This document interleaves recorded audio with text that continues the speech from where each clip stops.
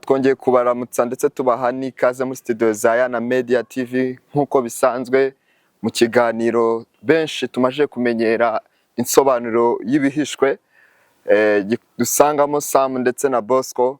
Uyu munsi rero tubafite ibiganiro byinshi bigiye bitandukanye kandi tubasaba ngo muze kudukurikirana. Ikindi kandi ubaye ufite ikibazo cyangwa se icyifuzo wandika muri comment hamwe hasi ukatubwira twagufasha twagusubiza, cyangwa se ukabana duhamagara akaba twandikira kuri WhatsApp. Ibi byose biremewe. Murakoze cyane, turabakunda. Twongeye kubaramutsa muri studio za Yana Media nk'uko bisanzwe mu kiganiro cy'insobanuro y'ibishwe. Uyu murebe imbere yanjye ni Bosco. Ndatekereza musanzwe mutumenyereye muri kino kiganiro. Twongeye kuguha ikaze Bosco. Yarakoze cyane Sam. Mbere yuko tugira ibindi dukomeza, watangira dusengera. Urakoze Mana y'amahoro, tukweretse iki kiganiro tugiye gukora. Reka umwuka wera abane natwe kandi umuntu uzacyumva gihindura ubuzima bwe mu izina rya Yesu. Amen. Yes, Bosco waramutse ute? Amahoro, ndashima Imana. Amahoro. Ndashima Rurema rwose. Ndabona uyu munsi akazuba kabyutse rwose karasa. Rwose nabonye Imana ikingura kandi urabona ikirere kimeze neza. Ikirere kimeze neza cyane. Twongeye kwakirana Moren kuri kamera hariya rwose. Imana imuhe umugisha. N'utuma n'amashusho atugeraho ibintu bikagenda neza cyane. Ibintu byiza cyane. Yes. Kujya tumusengera cyane.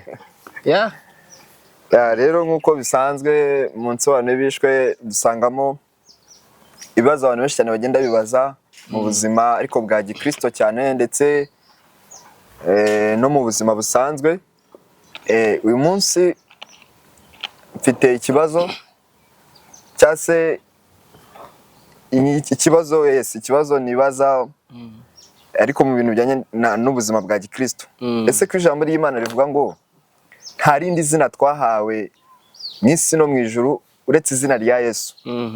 Ndetse iryo zina twararihawe tukarihabwamo n'ubushobozi bwo kuba twasenga tuvuga ngo mu izina rya Yesu akagira ibintu bikoreka cyangwa se akagira ibintu bihinduka. Ese izina rya Yesu mino minsi ya none ntirigikora? Ryashizemo imbaraga. Yes, ryashizemo imbaraga.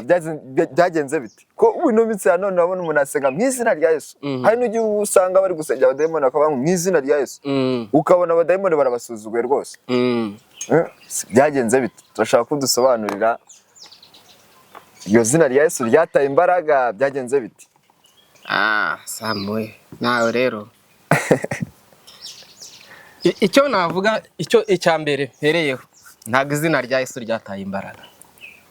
Ntabwo izina rya Yesu ryashizemo imbaraga, nta n'ikintu cyarihindutseho. Ni rya rindi, ni izina rifite ubutware, ni izina rifite ubushobozi. Yes. Icyo navuga,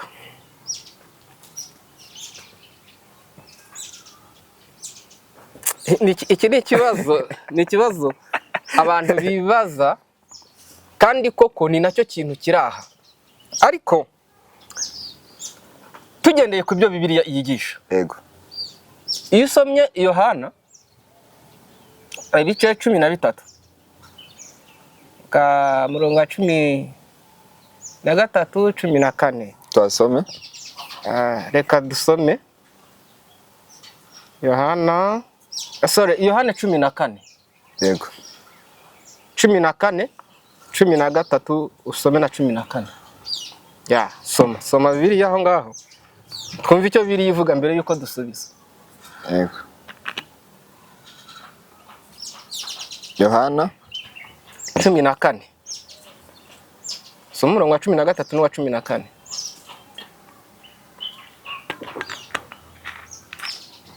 Wahabuze? Kanze ndebe Yohana 14 umurongo wa 13 n'uwa 14.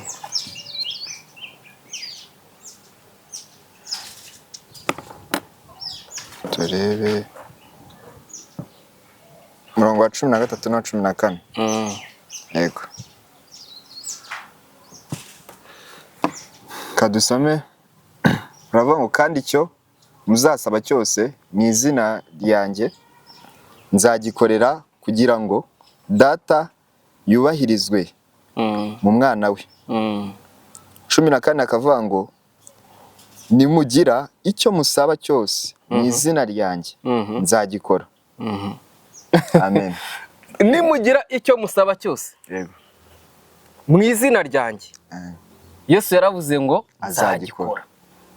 None uri kwibaza ngo ko tubona abantu basenga mu izina rya Yesu, ni mu izina rya Yesu, ibintu byose mu izina rya Yesu, ariko sometimes ukabona nta gihinduka, nta wayi, iri zina ntago rigikora, ko Yesu nyiraryo yavuze ngo icyo muzasaba cyose mu izina ryanjye nzagikora.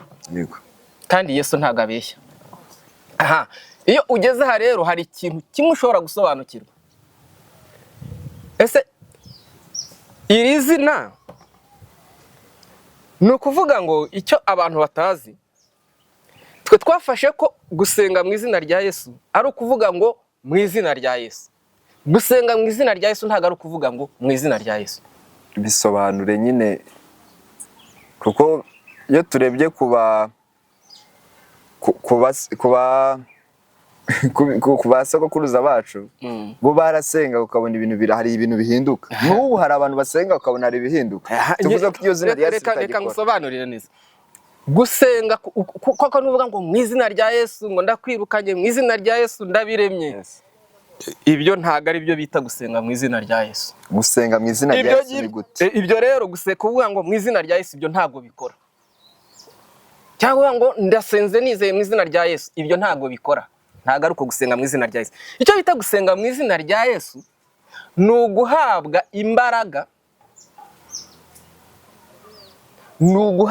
imbaraga, zituma utegeka ikintu kikemera. Icyo nicyo bita gusenga mu izina rya Yesu. Izo mbaraga zituruka he? Izo mbaraga zituruka ngo iyo Bibiliya ivuze ngo gusenga mu izina rya Yesu, ni ukuvuga ngo ni ukugira character, ni ukugira imimerere nk'iya Kristo y'ubumana. Ni ukuba, nicyo bita gusenga mu izina rya Yesu. Ni uko abantu bazi ngo gusenga mu izina rya Yesu ni ukubivuga, ni ukuvuga ngo urabona ukuntu abantu babikoresha. Ukuntu abantu babikoresha wagira ngo ni formule. Yes. Abantu bafashe uko barivuga izina rya Yesu, wagira ngo ni inyundo Imana yabahaye kugira ngo bazajye bakubitisha Satani. Bameze uko babivuga, ni ngaho waba ufite inyundo. Ukubita. Ahantu hose ya nyundo yawe ukayikubitisha imisumari. Niko rikoreshwa. Au contraire, ntago ari byo. Ntago ari ko Imana yashakaga ko turikoresha. Uko turikoresha uko. Ntago ari byo Imana yashakaga. No. None nicyo wasobanurira abantu kugira ngo bamenye. Iki Imana donc gusenga mu izina rya Yesu bivuze ngo ni ukuba representa, ni ukuba ambassador, ni ukuvuga ngo ni ukwambara, ni uguhagarara mu nkweto za Kristo. None ugategeka. Ni uguhagarara mu nkweto za Kristo, ugahagarara mu myifatire ya Kristo, ukabaho mu mibereho ya Kristo, ukabaho ubuzima Kristo yabayeho, ukabaho ku rugero yagaragazaga. Ibyo byonyine nibyo bihagije. Ibyo rero nibyo biguha ubutware, ubutuma ibyo uvuze byemera. Reka nguhe urugero. Ni ukuvuga ngo iyo Kristo uwe kugira ngo gusenga mu iryo zina rye, ni ukuvuga ngo ni ukubana nawe, umubano ubana n'Imana, uburyo ubanye n'Imana, uburyo ubanye na Kristo. Nibyo bigushyira kuri position yuko ushobora gutegeka ikintu kikemera. Nibyo biguhesha ubutware butuma rya zina rigukorera. Uri kubyumva? Ubanye n'Imana gute? Umubano wa Imana ni inshuti yawe. Yego. Wanga ibyo yanga, ukunda ibyo ukunda, uragendana nayo close. Donc mubanye gute? Rero uwo mubano wawe n'Imana unezeza Imana mu buzima bwawe, nibyo biguha bwa butware buza gutuma utegeka ikintu kikagira gute kikemera. Nta nubwo ari kuvuga ngo ndagutegetse mu izina rya Yesu, no, ahubwo ni ukuvugana nacyo ukakibwira ngo ndakubwiye ngo vaho, ndagutegetse genda. Niyo utavuga ngo genda mu izina rya Yesu, kubera ko uri muri bwa butware, you have authority ya Kristo. Authority yamaze kuyigushyiramo kubera ko ubanye nayo, ubanye nawe, yaguhinduye. Uko urushaho kubana nawe urushaho guhindura ugasa nkawe, noneho ukagendera muri bwa butware bwe. Niyo handi ushobora gusengera umuntu ukamwaturaho ibintu, ukavuga ngo imbaraga z'Imana zikubeho, umuntu akagira imbaraga. Ibi bintu biri guhiga ubuzima bwawe nibihagarare, bigahagarara, bidasabye kuvuga ibintu byinshi cyangwa bitanasabye niyerekwa ryinshi ngo uvuge ngo nawe niyeretswe narebye, no, ukavuga ngo bigenda bikubere uko usabye. Urumva, ukabwira umuntu ngo genda Imana iguha umugisha, akawubona. Urumva, just kuvuga ngo genda Imana iguha umugisha, akagenda akagira umugisha, atari uko wabyeretswe, ahubwo kubera ko wowe uri muri bwa butware wahawe no kubana na Kristo ubuzima bwawe. Ni ukuvuga ngo uri muri character ya Kristo. Uko niko gusenga mu izina rya Yesu, uriho mu buryo Kristo ashaka ko ubaho. Ibyo nibyo bishobora kuguha za mbaraga zituma utegeka ibintu bikemera. Icya kabiri, kugira revelation, ukagira ihishurirwa. Nyine muri kwa kubana n'Imana nibwo ubaho ubuzima, Imana igatangira kuguhishurira mu buryo ubu cyangwa ubundi, nawe ukabaho ubuzima, ukabona ko Imana ishaka ko ugira ibintu bohora. Ukagira ihishurirwa, ukabona Imana iri kukwereka ukora ibintu bidasanzwe, ukora ibintu by'imbaraga, usengera ukabona Imana ikuguha iyerekwa ryo gusengera abarwayi, ryo kwirukana imbaraga zikuzima. Imana ukabona ikuguha imbaraga zo kubohora abantu, uko wagize kwegera cyane. Imana iri kuguha imbaraga, ukagira iyerekwa rikwereka ko Imana ishaka ko uba umurobyi. Ukabona Imana irimo irakorana nawe ibintu mu buryo bw'amayerekwa, ukagira iyerekwa rikwereka ko uri guhabwa ya authority. Urumva, uko niko gusenga mu izina rya Yesu. Reka nkubwize ukuri, iyo dusomye Bibiliya tubona ngo Pawulo yaratambukaga ahantu, yahatambuka, just guhatambuka, ntago avuze, nta nubwo apfukamye ngo asenge, kubera authority murimo, ubutware bumurimo. Abadayimoni baraho bagatangira bagahunga. Igicucu cyo cyonyine cyatambuka ahantu, umurwayi agakira. Nose yabaga yavuze ngo mu izina rya Yesu, mushwari yiwe bakayijyana bakayikoza ku murwayi agakira.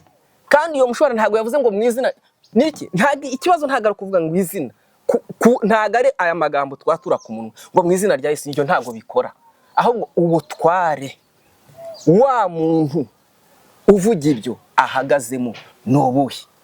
None twebwe icyo dukora mu nsengero cyangwa n'ahantu dusenga, turasakuza cyane mu izina rya Yesu, mu izina rya Yesu, abantu bose mu izina, ugasanga ibintu ntibyanakoretse. None iryo zina ugasanga nkaho ridakora. Kubera iki? Twarikoresheje uburyo budakwiriye. Turasoma bino byanditswe byera, ariko abantu ntibabyumva. Yohana 15:7 haravuga ngo nimuguma muri iki, amagambo yanjye akaguma muri mwe, musabe ibyo mushaka bizagira gute, bizemera, muzabihabwa. Urumva condition ni kuguma muri we. Kuguma muri we ni wa mubano nakubwiye, ku manywa na nijoro, buri munsi uko bwije nuko ni kwa kugumana nawe, ni kwa kugira character nkize nkuko nawe byagira imibereho ye, imitwarire ya Kristo, niko kuguma muri we. Noneho mwini murangiza kuguma muri we, amagambo ye nayo agire agume muri mwe. Icya kabiri ni bya byanditswe byera, mumenye ubwenge. Ese Imana idusaba iki? Idusaba amagambo yanjye agume muri mwe. Niki kiri muri mwe? Wowe ugiye kuvuga ngo mwize, ese umuntu uranasobanukiye ibyo bintu uri gukora? Urabizi? Ni kwa kwiyungura ubumenyi, abantu bige bamenye neza iri jambo rigume muri ye. Uwitwa Feneyasi ngo Abisiraheli bacumuye Mugiga yenda kubamara igihe Balamu yari amaze kuboshya. ngo yafashe icumu aragenda ari kubita Umwisiraheli n'indaya yari yazanye ndahinguranya ngo Imana iravuga ngo mutima wanjye uraruhutse mbonye umuntu mpagararira hariya. Mugiga irahagarara kubera iki? Yarazi neza, yarasobanukiwe icyo Imana ishaka, yarizi ko Imana yishaka umuntu uhagarara mu cyuho agakora nk'icyo ishaka. Urumva amagambo yanjye agume muri mwe. Donc we ukora ibintu uzi, usobanukirwe, abantu nibicare bige, umenye, usome uvuga atari Imana ivuga iki, bigumye muri jye. Nicyo kibazo abantu twese tugira, usanga nyine turagenda ariko nta kintu tuzi, nta bwenge bw'Imana tuzi. Turafata ibintu byose. Urumva ko ugiye gusenga ku cyumweru umunsi wo kujya gusenga, uragiye uricaye baragusomeye, nugize ngo nawe ubwawe uvuga ati ese ntusobanukirwa, ntushaka kugira umwete wo kugira ngo umenye iri jambo. Ariko Yesu aravuze ngo iri jambo ryanjye rigume muri mwe. Yarashatse kuvuga ngo mwunguke ubumenyi kubw'ijambo, mugire ibintu byinshi musobanukirwa, mumenye ukuntu ibintu bikora, then mubone guhaguruka mugende. Uko niko gusenga mu izina rya Yesu. Aravuga ati nimumara kuba inshuti zanjye, tubanye neza, mumeze nk'uko meze, noneho mwitwaze noneho ibi byanditswe byera, mumenye icyo Imana ivuga. Ibintu bizagira gute? Icyo muzasa bizemera. Reka nguhe urugero ko ubu twari gukora. Urabona nk'ubu ngubu tuvuge baguhaye abantu uyobora. Iyo umaze kuba umuyobozi wabo, tuvuge ni mu kazi, iyo bukeye mu gitondo wewe uravuga ngo wowe urakorera hano hepfo, wowe urahagarara haruguru, wowe urahagarara kuri gate, wowe urakorera. Kandi iyo bivuze gutyo buri wese agenda hehe? Aho wamupanze. Nimugoroba muratanga ripoti, buri wese atanga ripoti nimugoroba. Ntabwo uvuga ngo mu izina rya Deje cyangwa mu izina rya meya wampaye ubutware wowe genda ukorere hariya hepfo. Wapi? Ntabwo ari byo uvuga. Ntabwo uvuga ngo mu izina rya meya wampaye uyu mwanya, uravuga njyewe. Wowe uravuga ngo wowe genda. Kubera iki? Yaguhaye iki? Authority, yaguhaye ubutware, yaguhaye ubushobozi, urabufite. Icyo ukora ni ukuvuga ngo we korera aha, kandi bikagira gute? Bikemera kubera ko ufite ubutware. Ubwo nibwo butware Kristo ashaka ko abantu bagira. Nta handi tubukura. Tubukura mu kubana n'Imana, tukabukura mu kugira revelation, tukongera kubukura mu kubaho ubuzima bwo kwera no gukiranuka. Aho hantu iyo uhagaze neza, ibyo uvumye biravumika, nibyo uhesheje umugisha birawubona. Uko niko gusenga mu izina rya Yesu. Ntago ari ukuvuga iki kintu cyose, ntago izina rya Yesu ari formula buri muntu wese agenda agira iyi formule turayapuritse biri bwemere. Niyo mpamvu bitemera, nuko bitaba bihuje n'amahame y'ibyo Bibiliya ishaka. Uko niko gusenga mu izina rya Yesu, ni ukubaho ubuzima lifestyle, ubuzima bwa Kristo. Reka nkubwire, Bibiliya iravuga ngo abahungu b'umugabo witwaga Sekiwa yari n'umutambyi. Yari umutambyi rwose, yari umuntu w'Imana usobanutse. Ngo abahungu be nabo ngo barafata umuntu watewe na dayimoni bamukingirana mu nzu. Baravuga ngo natwe turakwirukanamo abadayimoni mu izina rya Yesu Kristo, uwo Paulo abwiriza. Uwo Paulo yabwirizaga se si Kristo? Si Kristo w'ukuri. Ariko ko we bari bazi Paulo ari we wakoreraga. Urumva Paulo ngo abadayimo abo bana b'uwo mutambyi biriya ngo zari n'inzererezi zo mu Bayuda, ni ukuvuga ngo ntibari bakijijwe. Nubwo se yari umutambyi akijijwe, ariko bo ntabwo bari bakijijwe. Ngo abadayimoni barabitegereza, barababwira ngo Paulo turamuzi, na Yesu turamuzi, ariko se mwebwe mutwirukana muri bande? Guki abadayimoni batavuze ngo iryo zina rya Yesu ritwirukana turarizi reka duhunge. turarizi reka duhunge. No, baravuze ngo mwebwe Muri bande mutwirukane. ni ukuvuga ngo Kristo turamuzi ko afite imbaraga zitwirukana ubuzima bwe. Na Pawulo rero ameze nka Kristo, nawe kutwirukana ni nk'aka kanya. Ariko se mwebwe ntabwo ari iryo zina rya Kristo ribirukana, ahubwo wowe uburyo wemeye ko iryo zina riguha imbaraga ziguhesha kubirukana. Ntabwo ari izina ribirukana, ni wowe ubirukana. Yes. Uko niko gusenga mu izina rya Yesu. Mwe muri bande? Baravuga ati ntabwo mwatwirukana, ahubwo baratangira kubakubita, babambura imyenda, birukanka umujyi wose bambaye ubusa.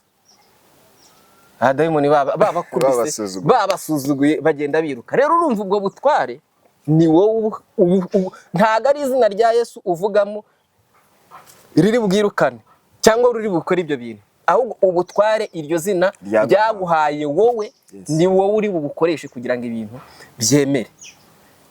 Murakoze cyane. Ndumva ndasobanukiwe kuri parti yanjye, ndumva nsobanukiwe, ndetse ndatekereza n'abandi badukurikiye muri studio za Na Media muri kino kiganiro cyacu cy'insobanuro y'ibishwe, ndumva nabo basobanukiwe cyane. Ikibazo najyaga nyigira cyane, nkabona abantu barasenga kumva myuka mibi cyangwa se abadayimoni bari kuvugira mu muntu, akavuga ati nkawe uranyirukana urindi, kandi nkumva umuntu ari gusenga avuga mu izina rya Yesu. Nkabigiraho ikibazo kuko impamvu nakibaje ahantu yigeze nabibona, nkibaza se gute umuntu niba twarahawe ububasha cyangwa se ubushobozi bwo gusenga mu izina rya Yesu, ngo ibintu bikurweho cyangwa se hagire ibihinduka, tukabona nabihinduka, biterwa n'iki? Twabyumvise nabi. Icyo nakongeraho, mu by'ukuri ndagira ngo mbabwire bene data, natwe twibwira, ahubwo twe dusubire ku ntuza, kuri firidi. Abantu twarabatijwe, twe twibwira ngo byarangiye, ahubwo ntabwo twigeze twakira ibyo twagombye kwakira. Twagiye tutabifite, tujya gukora tutarabigira. Ahubwo ni mugaruke muze kuri firidi, twongere dutangire bundi bushya, twige neza uburyo twaba muri bino bintu. Naho ibyo twakiriye ntabwo ari byo bikora, ahubwo ibidukorera tukwiye kwicara tukabireba neza, tukamenya ibyo ari byo, tukabona kugenda. Ni mugaruke, ndababwira nanjye ndibwira, ni mugaruke twongere tujye hasi, twakire neza ibintu, twige neza ibintu tugomba kugendana nabyo, twakire intwaro tugomba kujyana kugira ngo bino bintu bizakunde. Naho ubundi twagiye ntacyo dufite, mugaruke twongere twige. Murakoze cyane, turacyabashimira muri studio za Na Media. Nk'uko bisanzwe mudukurikirana buri munsi, uko bwije n'uko bukeye, tuba tubafite ibintu byiza cyane kandi byinshi cyane buri munsi. Nayo mpamvu tubabwira ngo mujya mureba kino kiganiro ntimukagende mudakoze subscribe cyangwa se mukore share ndetse na like, ndetse no muri comment tuba dukeneye ibitekerezo byanyu kugira ngo tugire ibyo tugenda